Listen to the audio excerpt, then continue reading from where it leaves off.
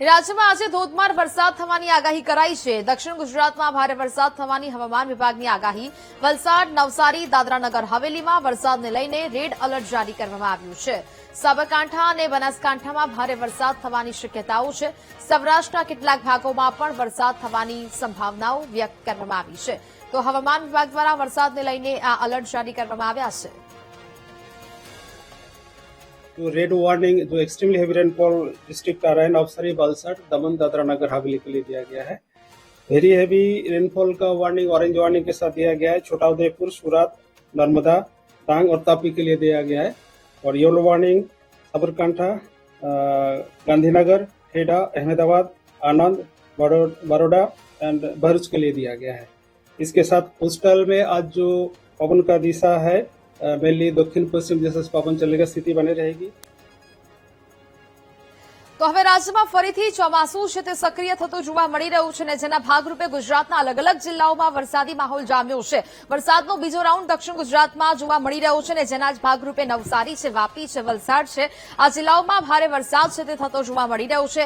હજી પણ હવામાન વિભાગ દ્વારા વરસાદને લઈને આગાહી છે તે વ્યક્ત કરવામાં આવી છે। હવે આગામી સમયમાં કયા કયા જિલ્લાઓમાં વરસાદી વાતાવરણ થતું જોવા મળવાનું છે, ક્યાં રેડ એલર્ટ આપવામાં આવ્યું છે, ઓરેન્જ એલર્ટ આપવામાં આવ્યું છે અને યલો એલર્ટ આપવામાં આવ્યું છે, તે વિન્ડીના માધ્યમથી સમજવાનો પ્રયત્ન કરીશું। તો જે પ્રકારે હવે આ દ્રશ્યો વિન્ડીના માધ્યમથી તમે જોઈ શકો છો કે હવે આ તમામ જગ્યાએ ભારે વરસાદની આગાહી ગુજરાતમાં આપવામાં આવી છે। એટલે કે હાલ તો આ વલસાડ અને વાપીમાં ધોધમાર વરસાદ છે તે થતો જોવા મળી શકે। નવસારીમાં પણ ભારે વરસાદની સ્થિતિ છે તે જોવા મળી રહી છે। તેના ભાગરૂપે અત્યારે નવસારી અને વલસાડમાં ધોધમાર વરસાદ છે તે પણ થતો જોવા મળી રહ્યો છે। ગુજરાતના અલગ અલગ વિસ્તારો પર અત્યારે આ પ્રકારનું વાતાવરણ જોવા મળી રહ્યું છે। ખાસ કરીને આજે ભાગો છે દક્ષિણ ગુજરાતના, ત્યાં ભારે વરસાદ થઈ શકે। સુરતમાં પણ વરસાદની આગાહી છે તે કરવામાં આવી છે, એટલે કે ઓરેન્જ એલર્ટ સાથે ભારે વરસાદ સુરતમાં પણ થઈ શકે। ભરૂચ ખાતે પણ વરસાદી સંભાવનાઓ છે તે વ્યક્ત કરવામાં આવી છે। આ બાજુ જે દરિયાકાંઠાનો વિસ્તાર છે ત્યાં પણ ભારે વરસાદની આગાહી વ્યક્ત કરવામાં આવી છે। આ પોરબંદર છે, દીવ છે, ગીર સોમનાથ છે, તે તમામ જિલ્લાઓમાં વરસાદી વાતાવરણ છે તે થતું જોવા મળી શકે અને ત્યાં પણ વરસાદી વાતાવરણ છે તે બની શકે છે અને ભારે વરસાદની શક્યતાઓ છે તે વ્યક્ત કરવામાં આવી છે। હજી આખાઈ જે રાજ્ય છે તેમાં પણ છૂટોછવાયો વરસાદ છે તે થવાની સંભાવનાઓ છે તે હવામાન વિભાગ દ્વારા વ્યક્ત કરવામાં આવી છે।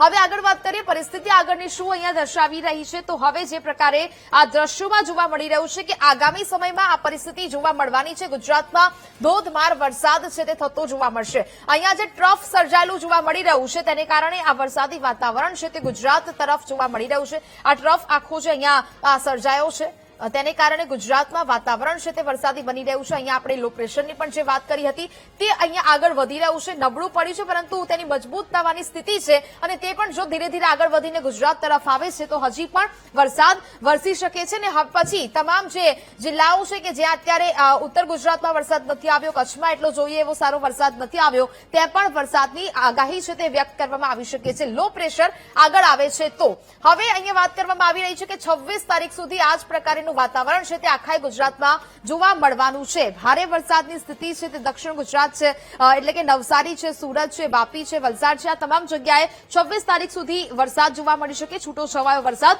ગુજરાતના તમામ જિલ્લાઓમાં જોવા મળવાનો છે તે પ્રકારની સ્થિતિ છે તે અત્યારે અહીંયા જોવા મળી રહી છે। ખાસ કરીને આજની સ્થિતિ ને હવે આગળ પણ આ જ પ્રકારની સ્થિતિ છે તે જોવા મળવાની છે કે જ્યાં આખું જે આ લો પ્રેશરની સિસ્ટમ છે એ એરિયા આગળ ધીરે ધીરે વધી રહ્યું છે, ટ્રફ આગળ વધી રહ્યું છે, તેને કારણે ગુજરાતમાં આ પ્રકારનું વાતાવરણ છે તે જોવા મળી શકે। ક્યાંક પવન ફૂંકાવાની પણ શક્યતા છે। જુઓ આ જે સિસ્ટમ છે આ ટ્રફ ધીરે ધીરે ગુજરાત તરફ આગળ વધી રહ્યું છે। લો પ્રેશર જે એરિયા છે જો આ બાજુ જશે મધ્યપ્રદેશ બાજુ તો પછી એટલી બધી અસર ગુજરાત તરફ નહીં જોવા મળે, પરંતુ અત્યારે એ અલગ અલગ મોડેલ છે તે દર્શાવી રહ્યા છે ગુજરાત તરફ આગળ આવશે તો ભારે વરસાદ થતો જોવા મળી શકે। ઉત્તર ગુજરાતમાં પણ પછી ભારે વરસાદ અને સારો વરસાદ થવાની શક્યતાઓ છે તે દર્શાવવામાં આવી છે। જોઈએ હવામાન વિભાગ હવે શું કહી રહ્યું છે, ક્યાં આપવામાં આવ્યું છે રેડ એલર્ટ, ક્યાં આપવામાં આવી છે ઓરેન્જ અને યલો એલર્ટ।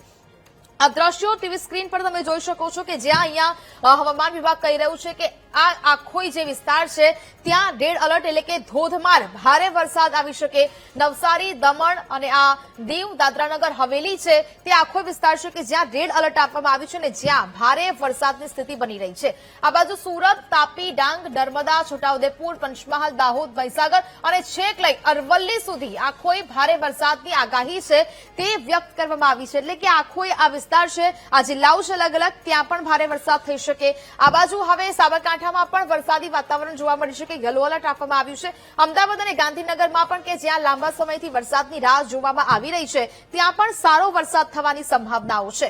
ખેડા અને આણંદમાં વરસાદ થશે. વડોદરા અને ભરૂચમાં પણ શક્યતાઓ છે તે વ્યક્ત કરવામાં આવી છે. એટલે કે આજના દિવસે આ તમામ જે રેડ ઝોન આપવામાં આવ્યું છે, બીજું ઓરેન્જ અને આ યલો એલર્ટ આપવામાં આવ્યું છે, આ તમામ જગ્યાએ પણ હવે છૂટો છવાયો વરસાદ થઈ શકે. કચ્છમાં વાવ-થરાદ, બનાસકાંઠા, પાટણ, મહેસાણા, મોરબી, સુરેન્દ્રનગર અને આખોઈ જે દરિયાકાંઠાનો વિસ્તાર છે ત્યાં પણ છૂટો છવાયો વરસાદ છે તે થવાની સંભાવનાઓ છે તે હવામાન વિભાગ દ્વારા વ્યક્ત કરવામાં આવી છે. રેડ એલર્ટ ખાસ કરીને આપવામાં આવ્યું છે. આ છે આજની પરિસ્થિતિ દર્શાવવામાં આવી છે. ગઈકાલે પણ આ પ્રકારનું વાતાવરણ રહેવાનું છે. હવે રેડ એલર્ટ અહીંયાથી જતું રહ્યું છે, પરંતુ ભારે વરસાદ તો થવાનો જ છે. નવસારી, દમણ અને અહીંયા દાદરાનગર હવેલીમાં વરસાદ થવાનો છે. ડાંગ, તાપી, નર્મદા, છોટાઉદેપુરમાં આ જે આખું ઓરેન્જ એલર્ટ છે તે આપવામાં આવ્યું છે. એટલે કે હજી પણ ભારે અતિ ભારે વરસાદની જે સંભાવનાઓ છે તે વ્યક્ત કરવામાં આવી રહી છે.